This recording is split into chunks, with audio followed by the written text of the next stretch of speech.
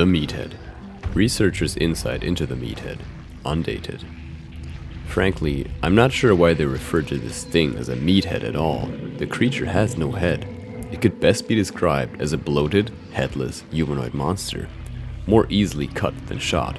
A hard hitter, but too well insulated to take much damage from a fist or a blunt object.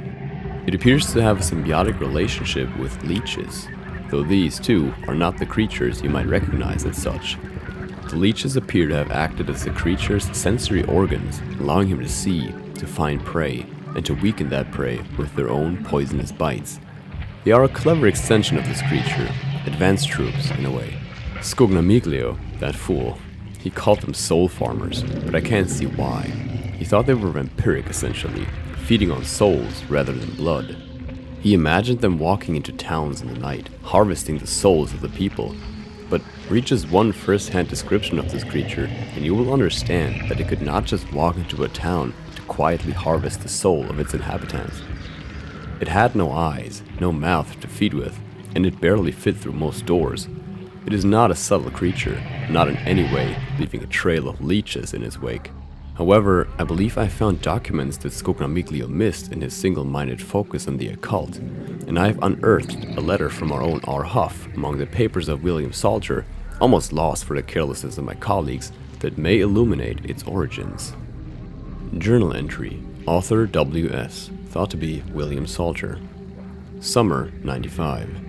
I took as many papers as I could carry from the asylum where I ran. I didn't think about it much at the time, just wanted to be gone. I could not stand the thought of being confined there again, however much good my first day might have done me. For many days I avoided those papers. They are a remainder of unpleasant things, dark thoughts, my confinement, and the masochistic doctors. However, this morning I felt my strength returning as I sipped my chicory. I began to examine the bundle of papers. I intend to find out what is happening in this city, and I hope there might be a mention of the plague, or medical speculations as to its origins. I did not expect to find this. I no longer know what to believe. This is no plague. Strange creatures roam the swamps, and men, perhaps strangers still, hunt them. The birth, my God, I don't know what to think. The very idea is fantastic, or it should be, but I've seen the creature of which they speak with my own eyes, seen its enormous, leech-covered body pacing the shore. I can't bring myself to write it, of Hannah Kinney, as told in the letter. Could it be one and the same? I shudder to think. I must apply myself to my work and continue to practice and train. If I can find work anywhere, it will be among the men who have dedicated themselves to fighting this thing. I must prepare myself for the worst. W.S. Letter regarding Hannah Kinney. Author Philip Huff Jones, Ph.J. January 9th, 1895. Jackson, Louisiana. Honored members of the American Hunters Association. I must begin with an apology, as I am obliged to write by a most unpleasant situation. This letter will be of little comfort, but we may yet avoid further suffering. Perhaps you have already been informed of the death of Miss Hannah Kinney and the disappearance of her husband, AHA member Jonathan Kinney. Much has transpired in secret, and to our detriment. The loss of the Kinneys has been a great blow to our morale, a blow, no doubt, confounded by the emerging reports of a new beast roaming the bayou.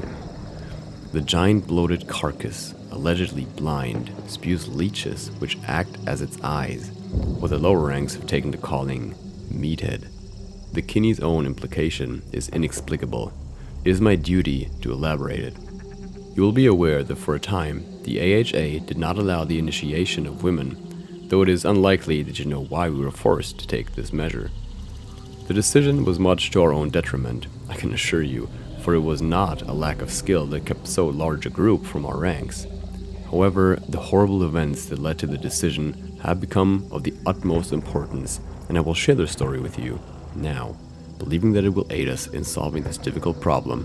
Fortify yourself, for you may find what I have to say sickening. When our AHA chapter was first founded many years ago, there were but a few female initiates. 3 were initiated, and they thrived as well as any who have chosen to bear such a burden. However, after a time, it was found that one of these initiates was with child.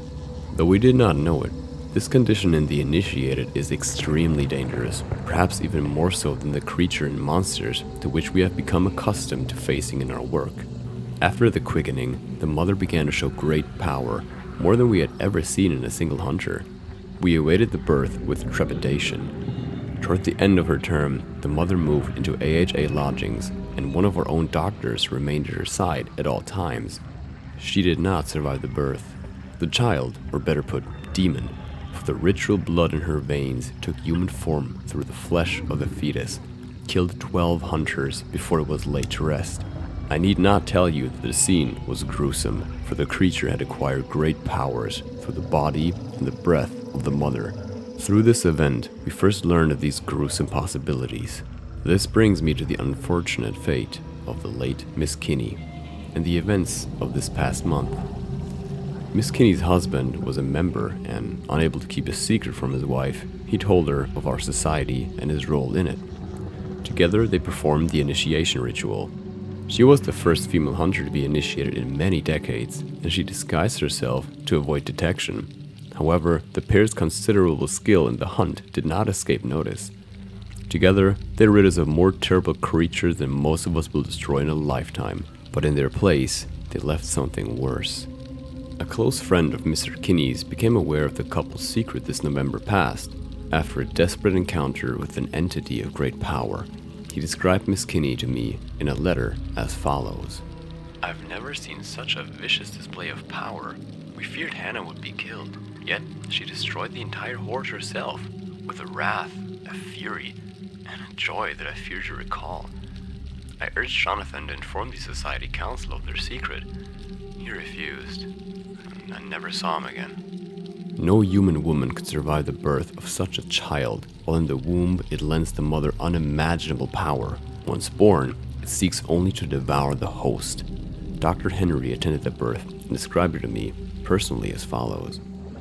"Her eyes glowed and her skin steamed. A grin appeared frozen upon her face, though her moans and screams spoke only of pain. Even as the creature clawed its way from her body, disgorging leeches and disemboweling the mother, devouring her flesh as it did, she laughed. She laughed. Long after her pulse had stopped, she laughed. I shall never forget that sound as long as I live.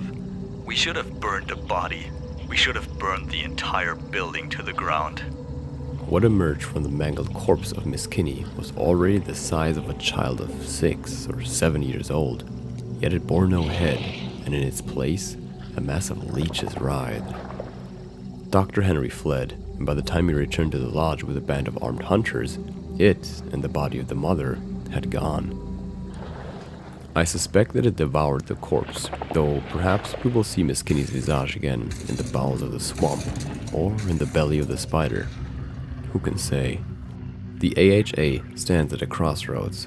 A transformation began with the death of Miss Kinney, and our actions now will determine the path both the AHA and mankind will be forced to follow. If only the couple had known to use the new serum in their initiation rite. As you know, women are welcome among our ranks today, as the latest serum, the serum that allows us to walk among the affected and that gifts us with the sight, also prevents conception.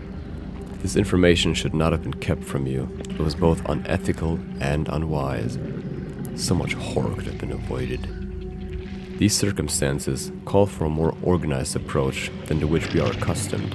This creature must be destroyed alongside its brethren. Arm yourself. I have commissioned special arms and ammunition from Henry Caldwell himself for this purpose. And band together. Our enemy grows even stronger, and we must do the same. With high respect and esteem, PHJ, Director.